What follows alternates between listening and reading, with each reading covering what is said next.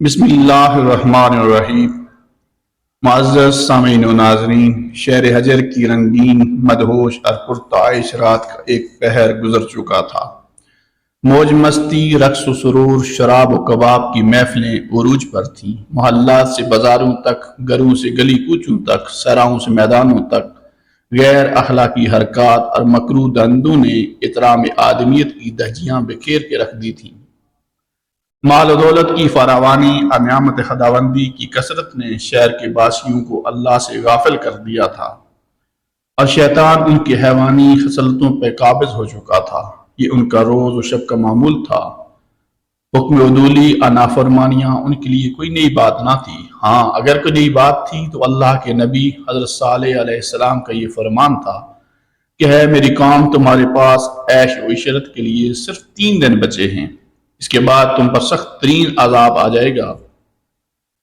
قوم کی اکثریت نے اپنے نبی کی اس بات کو بھی ماضی کی طرح ہنسی مذاق، طنز و استہزاء میں اڑا دیا۔ تاہم ان میں سے کچھ ایسے ضرور تھے جو اپنے نبی کی پیشن گوئی سن کر بارگاہ الہی میں سجدہ ریز ہو گئے، مگر ان کی تعداد آٹے میں نمک کے برابر تھی۔ وقت کا بے رحم پہیہ نہایت تیزی سے ایک بہناک صبح کی طرف رواں دواں تھا۔ رات بھر کی موج مستی سے تھکے ہارے لوگ اپنے اپنے گھر جانے کو تھے کہ اچانک انہیں ایک بڑے زور کی چنگاڑ کی صورت میں عذاب نے آ پکڑا۔ اس زوردار سخت ترین چیخ نے ان سب کے کانوں کے پردے پھاڑ دیے۔ ان کے دل پارا پارا ہو گئے۔ ابھی چنگاڑ کا عذاب ختم بھی نہ ہونے پایا تھا کہ ایک شدید زلزلے نے انہیں آ پکڑا، اور وہ اپنے گھروں میں اوندے منہ پڑے رہ گئے۔ اور قوم سمود کو اللہ نے یوں نیست و نابود کر دیا کہ گویا وہاں وہ کبھی آباد ہی نہ تھے۔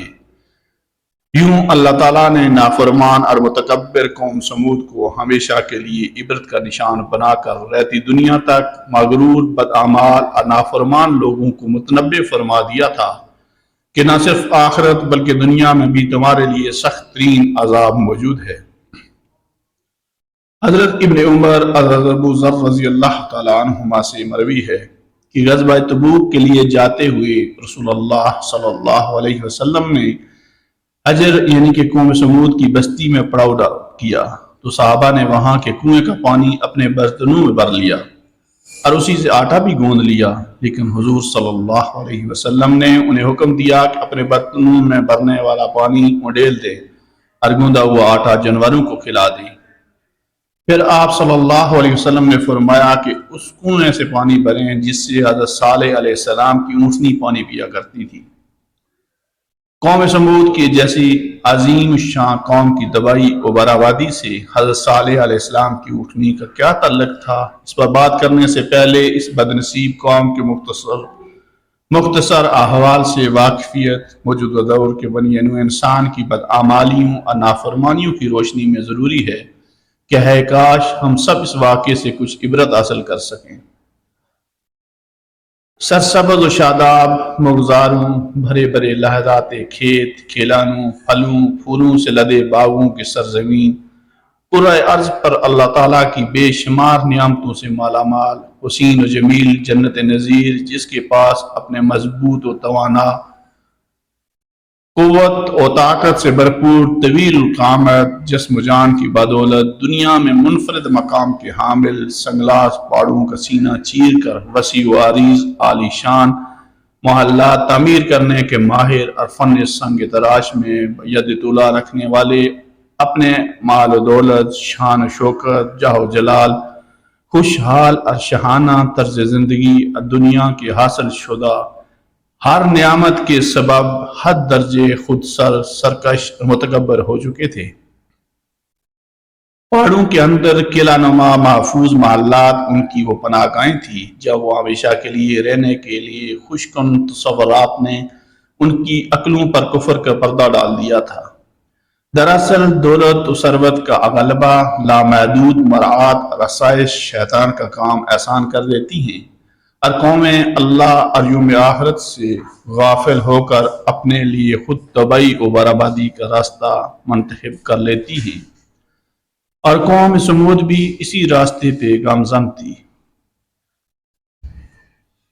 قدیم جزیرہ عرب کے شمالی مغربی علاقے میں واقع وادی القرہ میں قوم سمود کی حکمرانی تھی، جبکہ ان کے مد مقابل میں واقع وادی القرہ میں قوم سمود کی بھی حکمرانی تھی، جبکہ ان کے مد مقابل جنوب مشرق میں عرب پر قوم عاد قابض تھی۔ قوم عاد اور قوم سمود کا تعلق حضرت نوح علیہ السلام کے صاحبزادے سام بن نوح علیہ السلام سے ہے۔ یہ دونوں قومیں ایک ہی دادا کی اولاد اور دو شخصیات کے نام سے موسوم ہیں۔ طوفان نوح کے بعد قوم عاد ہی وہ قوم تھی جس نے سب سے پہلے بتوں کو پوجنا شروع کیا۔ ان کے پیغمبر حضرت ہود علیہ السلام تھے، جن کی نافرمانیوں کی پیدائش میں اللہ تعالیٰ نے قوم عاد پر بھی تیز آندھی کا عذاب مسلط کیا۔ پوری قوم غرق ہو گئی۔ حجاز مقدس سے شام جانے والے قدیم راستے پر ایک شہر آباد تھا جس کا نام حجر تھا۔ یہ قوم سمود کا دارالحکومت تھا۔ آج کل یہ شہر مدائن صالح کہلاتا ہے۔ مدائن صالح کے قدیم علاقوں میں ایک علاقہ العلا سے ہے۔ مدینہ منورہ سے تبوک کی جانب سفر کرتے ہوئے بڑی شاہراہ پر تقریباً 450 کلومیٹر کی مسافت پر یہ علاقہ آج بھی آباد اور بہت پر رونق ہے۔ العلا شہر ہی سے وادی سمود میں داخلے کا راستہ ہے۔ یہاں ایک جدید ریلوے اسٹیشن بھی ہے جس کا نام مدائن صالح اسٹیشن ہے۔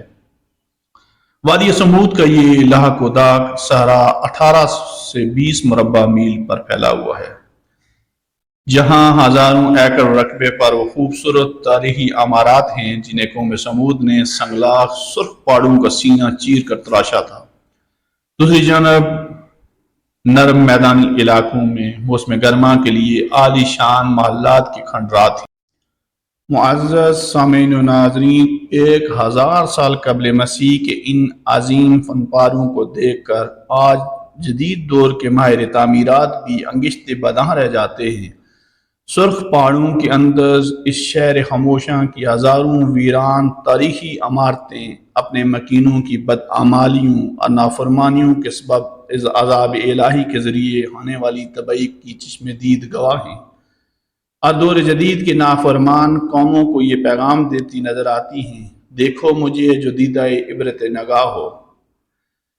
معزز سامعین و ناظرین، اسی پر اپنی ویڈیو کا اختتام کرتا ہوں۔ ملتے ہیں کسی نئے واقعے کے ساتھ، تب تک کے لیے اجازت دیں۔